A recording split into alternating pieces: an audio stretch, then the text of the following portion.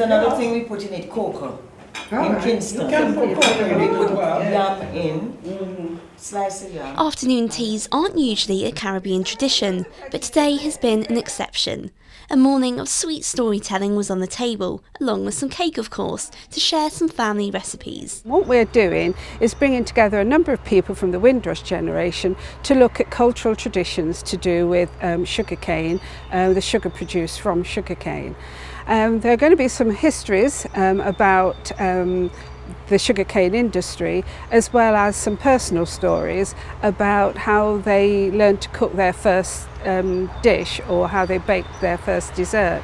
Each woman brought along a traditional homemade Caribbean treat. It's not a pudding, you know, it's back home we used to call it blue jars. We call it all sort of things. In the West Indies we used to make the fire, dig the dirt down and put it in and then put the fire on top. You know, so when it come up, it's steam. So that might not be 100% because I'm in this country 50 odd years.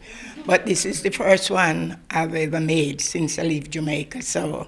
It's more like what my mother would have done when she came. When she was over here, I was the firstborn of the Windrush family that came over, and as children growing up we were always taught to sit into the kitchen and learn what our parents teach us, and that's how I come about making this ginger cake. It was organised by Feast Journal to find out sugar's place in history and was a chance to learn about the origins of the food they grew up with. We've just celebrated Easter, and whereas the English brought with them the hot cross buns, we've turned it into the thing that's now synonymous really with Jamaica, but all islands make it. It's called bun and cheese, because what we found out in Yorkshire, for instance, they eat a very rich cake and they eat it with cheese. So it looks as if the slave owners from Yorkshire took with them this treat, and what we have done is turn it into something that's now distinctively Caribbean. It was also a chance to find out who knows best. Listen, yes, coconut. Do you know whenever they're doing a film of horses going clippity?